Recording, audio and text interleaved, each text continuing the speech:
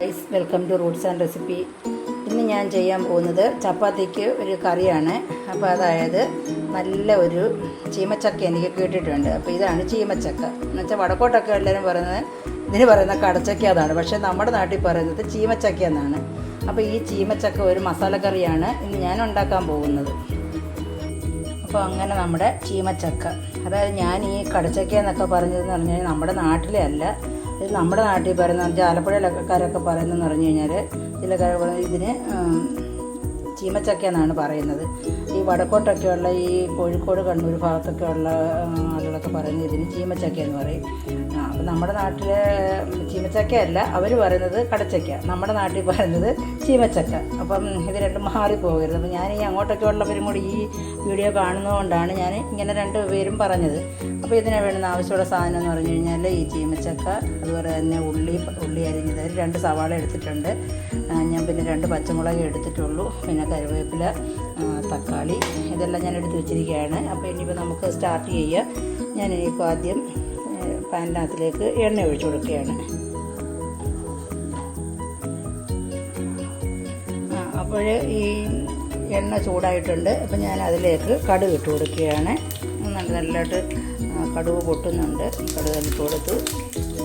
നല്ല രീതിയിൽ കടുക് പൊട്ടുന്നുണ്ട്. അതിനുശേഷം ഈ സവാള, പച്ചമുളക് ഇത് രണ്ടും കൂടെ അരിഞ്ഞത് ഞാനിതിലേക്ക് ഇട്ട് കൊടുക്കുകയാണ്. അതിനുശേഷം ഞാൻ ഈ കറിവേപ്പിലയും കൂടെ അതിലോട്ട് ഇട്ട് കൊടുത്തു. എന്നിട്ട് ഞാനിത് നല്ലതുപോലെ ഇങ്ങനെ ഇളക്കുകയാണ്. ഇളക്കി അതൊരു ബ്രൗൺ നിറമാകുന്നത് വരെ നമ്മൾ ഇളക്കിക്കൊണ്ടിരിക്കണം. അതിനുശേഷം ഞാൻ ഇതിലേക്ക് കുറച്ച് മഞ്ഞൾപ്പൊടി ഇട്ട് കൊടുക്കുകയാണ്. മഞ്ഞൾപ്പൊടി ഒരു 1/4 സ്പൂണോളം മതി, ഒത്തിരി ഒന്നും വേണ്ട. ഞാൻ മഞ്ഞൾപ്പൊടി ഇട്ട് കൊടുത്തു, ഇളക്കുന്നു. അതിനുശേഷം ഈ മഞ്ഞൾപ്പൊടി ഇട്ട് കൊടുത്തതിന് ശേഷം കുറച്ച് ഇഞ്ചിയും വെളുത്തുള്ളിയും പേസ്റ്റ്, ജിഞ്ചർ ഗാർലിക് പേസ്റ്റാണ്. അപ്പോൾ അത് ഞാൻ ഒത്തിരി ഒന്നും വേണ്ട, ഇത്ര കുറച്ചിട്ടാൽ മതി, ഒരു അര സ്പൂണ്. അപ്പം അത് വിട്ട് ഇത് നല്ലതുപോലെ ഇളക്കി, ഇത് ഉള്ളി ഒന്ന് ബ്രൗൺ നിറമാകണം. അപ്പോൾ അതുവരെ നമ്മളിങ്ങനെ ഇളക്കി കൊടുക്കും. അങ്ങനെ ഉള്ളി മൂത്ത് ഒരു ബ്രൗൺ നിറമായി വന്നിട്ടുണ്ട്. അപ്പോൾ ഞാൻ അതിലേക്ക് 1 സ്പൂണ് മുളക് പൊടി, 2 സ്പൂണ് മല്ലിപ്പൊടി, ഇത് 3ഉം കൂടി ഇതിലേക്കിട്ട് മിക്സ് ചെയ്യുകയാണ്. അതിനുശേഷം തക്കാളി, 2 തക്കാളി അരിഞ്ഞ് വെച്ചിരിക്കുന്നതും കൂടി ഇതിലേക്ക് ഞാൻ ഇട്ട് കൊടുക്കുകയാണ്. തക്കാളി ഇതെല്ലാം കൂടി ഞാൻ ഇങ്ങനെ ഇളക്കി യോജിപ്പിക്കുകയാണ്.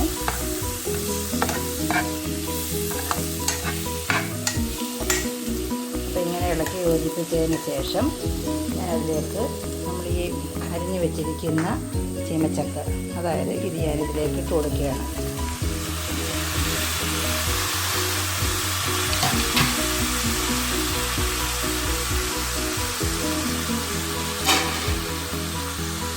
ഈ ചീമച്ചക്ക ഇട്ട് കൊടുത്തതിന് ശേഷം ഞാൻ അതിലേക്ക് ഒരു 1.5 സ്പൂണ് ഉപ്പ് ചേർക്കുകയാണ്. 1.5 സ്പൂണോളം ഉപ്പ് വേണം, കാര്യം ഇത്രയും ഇതിലൊക്കെ ഉപ്പ് നല്ലതായിട്ട് പിടിക്കണമല്ലോ. അപ്പം 1.5 സ്പൂൺ ഞാൻ ഉപ്പ് ഇട്ട് കൊടുക്കും. എന്നിട്ട് ഇതെല്ലാം കൂടെ നല്ലതുപോലെ ഇളക്കി യോജിപ്പിക്കണം. നല്ലതുപോലെ ഇങ്ങനെ ഇളക്കി യോജിപ്പിക്കണം. അങ്ങനെ ഞാൻ ഇത് ഇളക്കി യോജിപ്പിച്ച് വെച്ചിരിക്കുകയാണ്.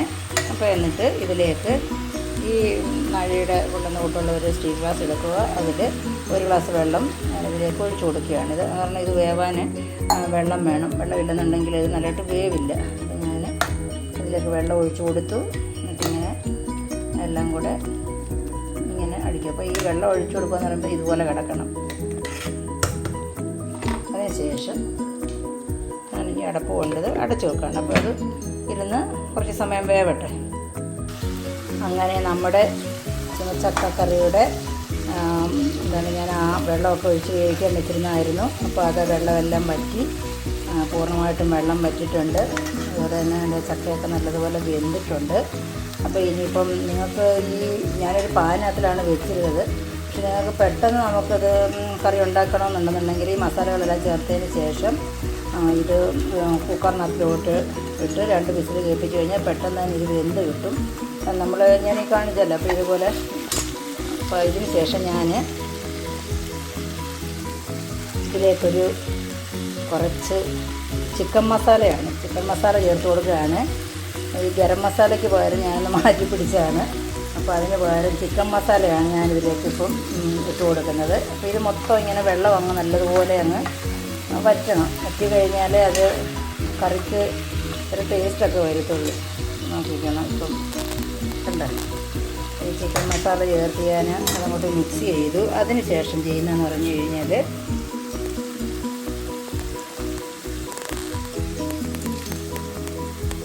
ഈ ക്രീമി കോക്കനട്ട് മിൽക്ക്, ഇതിൻ്റെ പൗഡർ, ഇത് പൗഡറാണ്. അപ്പോൾ ഇത് ഞാനൊരു അര ഗ്ലാസ് വെള്ളത്തിൽ ചെറുതായിട്ട് ചൂടാക്കി ആ അര ഗ്ലാസ് വെള്ളത്തിനകത്തിൽ ഞാൻ ഈ പാലിൻ്റെ പൗഡർ മിക്സ് ചെയ്തതാണ്. മിക്സ് ചെയ്ത് ഞാനിത് കലക്കി വെച്ചിരിക്കുന്ന പാലാണിത്. അപ്പോൾ ഈ പാലെന്ന് പറഞ്ഞാൽ ഞാൻ പെട്ടെന്ന് ആവശ്യത്തിന് വേണ്ടിയാണ് ഞാൻ ഈ പാൽ ഉപയോഗിക്കുന്നത്. ഇല്ല എന്നുണ്ടെങ്കിൽ നല്ല തേങ്ങ ഉണ്ടല്ലോ, നല്ല പച്ചത്തേങ്ങയുടെ ഒരു മുറി പച്ചത്തേങ്ങ തിരുമ്മി അതിൻ്റെ പാലെടുത്തിട്ട് എടുത്താലും നല്ലതാണ്. പക്ഷെ ഞാനിപ്പോൾ എനിക്ക് ബുദ്ധിമുട്ട് കൊണ്ടാണ് ഞാനത് ചെയ്യാൻ. ഞാനതുകൊണ്ട് ഈ പാലാണ് ഞാനിത് വെന്തതിന് ശേഷം ഇതിലേക്ക് ഇങ്ങനെ ഒഴിച്ചു കൊടുക്കുന്നത്, തേങ്ങാപ്പാൽ.